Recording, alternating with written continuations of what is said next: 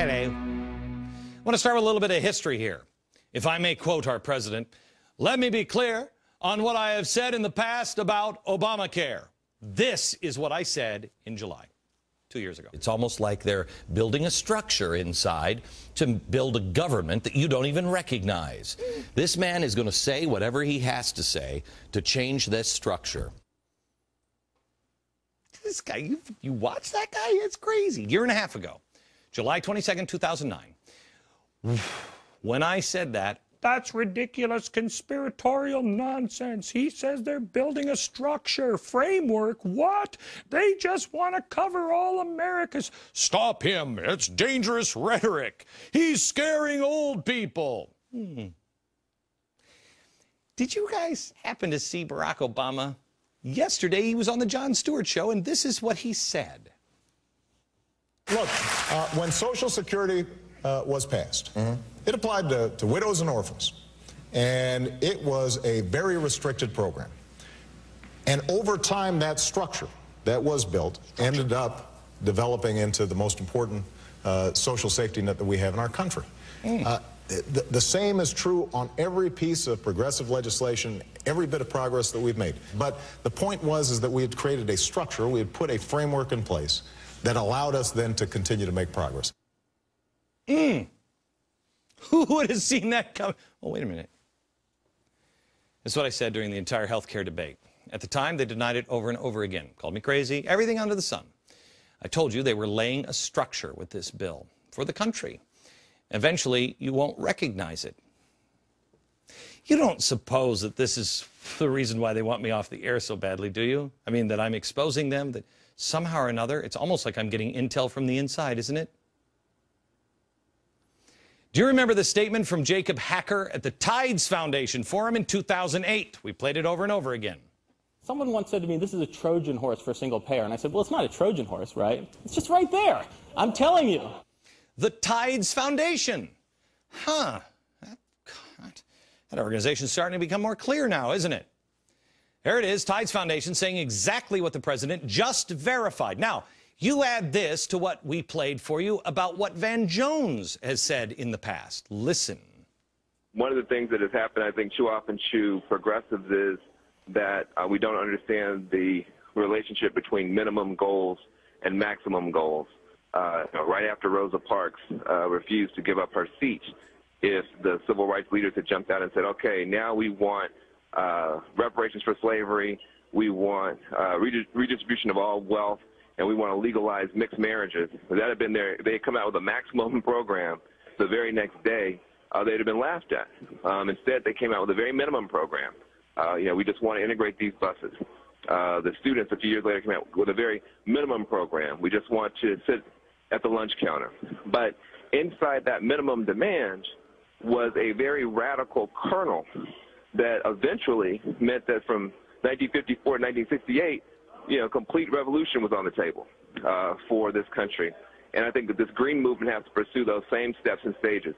Right now we're saying we want to move from suicidal gray capitalism to some kind of eco-capitalism where, at least we're not, fast-tracking the destruction of the whole planet. Will that be enough?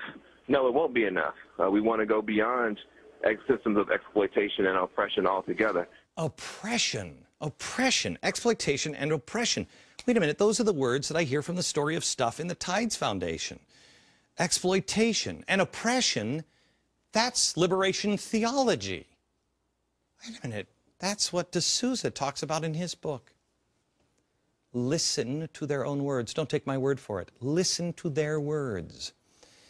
If they're following a plan, which the president verified last night, that health care was the minimum demand, and inside is, what did Van Jones just say, a radical kernel that has revolution on the table, where exactly are we progressing to?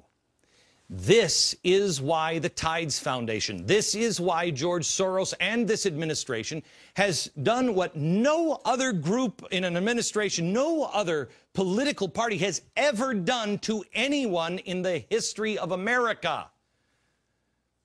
You see, they can't figure out how I know exactly what they're doing.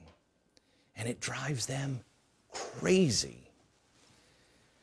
I'm exposing them and telling you, and then you're doing your own homework, and then you're exposing them. That can't last. Well, no, but maybe I could teach you how I figure it out. What do you say we do that next?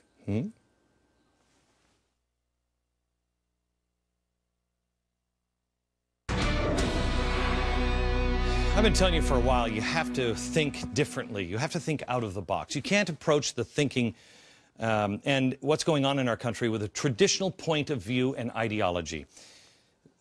The people in Washington are not thinking like you are. Remember, they're the people who say, you are not worthy, strong, smart, loving, charitable, able, creative, peaceful. They don't think like you. They're not thinking like capitalists who just want to calm things down and restore our economic engine. Take it from Van Jones and almost everybody else in the administration, from their own words. Do not take my word for it. Use their words. They want to progress past old gray capitalism into something they call eco-capitalism, and then go beyond that, go beyond the systems of exploitations and oppression altogether. Now, you've learned on this program what those key words mean. Oppressive, oppression. Where does that come from? Liberation theology. What you're doing, and what I have not been doing, is you've been thinking like a politician, and I don't mean to say that you haven't. Your neighbors haven't. Been thinking like a politician. This is what I did in the book Broke. I got together with like 35 experts, and I said, okay, give me the solutions. We have to come up with solutions. These are the 3 questions that are the most asked of me.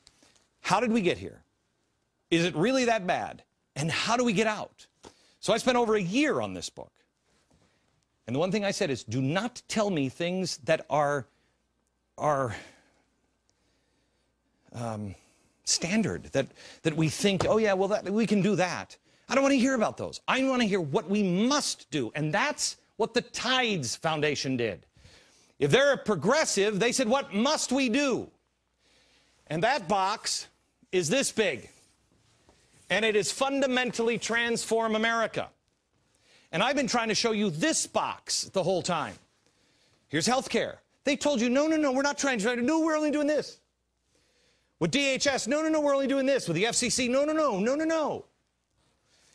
At some point, they have all the structure in, and now you can see the whole picture because you haven't been thinking outside of the box. And you realize they've just created something entirely different. It's typical. It's typical of us and of me, quite honestly, because I always believed that people believe the same thing that I did. I mean, we disagree on things, but we have a genuine love for the Constitution and the country and the founding and everything else. They don't. This is why people from the Eastern Bloc, people who have moved here and have seen that bigger box, they say the same thing every time. Americans, what is wrong with you? The answer is we're trusting.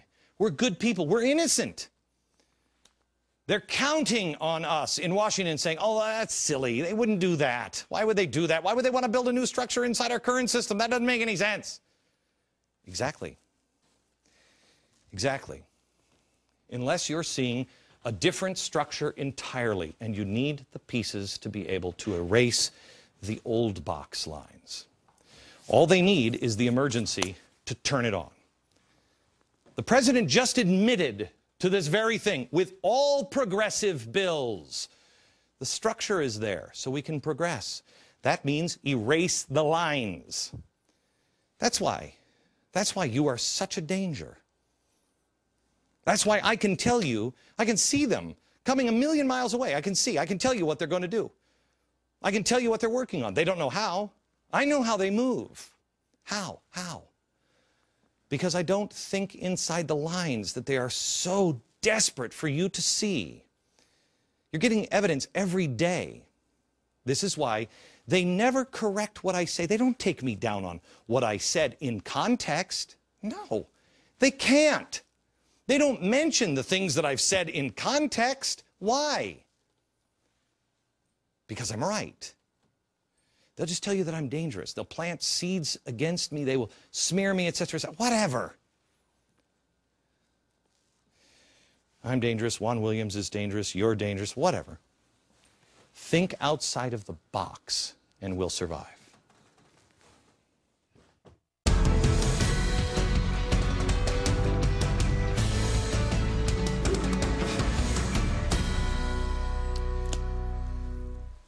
Tonight we've been talking a little bit about the concept of I am and I am not. The choice that is before America this next Tuesday. The difference between you can't and yes I can. It is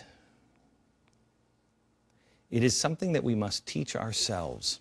But everything has been made so complex. It's really not that hard. It's really not. They want things to seem complex to you, but common sense is common sense. That's where we need to root ourselves again. Sure, our problems are big. So we take them. How do you eat an elephant? One bite at a time. That's how you do it. Not that I'm advocating. No, yes I am. Eat elephants. Kill them in horrible ways. That's why I put this, Media Matters will have that out of context, like that. That's why I put this book out. In it, it has common sense. And I want you to know that it is not, this isn't the easy thing. This is going to hack off a lot of people. I wanted to show you that we can take on the big things and still make it. I didn't take on, well, I did take on the Department of Education in this, but I also took on the Department of Defense. There are ways we can cut. And I wanted to show you that we must start with our own sacred cows. My sacred cow is the Department of Defense. But we can protect our country and still use common sense and save tons of money. This I wrote as a, I mean, you look at, I mean, this is just mine. This I wrote as a textbook that you can use it, homeschoolers can use it, you can use it for yourself. It's good for grandpa and it is good for your 14-year-old. It is history. It is, I mean, you think my hair went white because of just George Soros? No, the second part of it is how bad things really are. But it ends well. The solution. What is the solution? Read it, and then start dedicating your life to saying, yes, I can.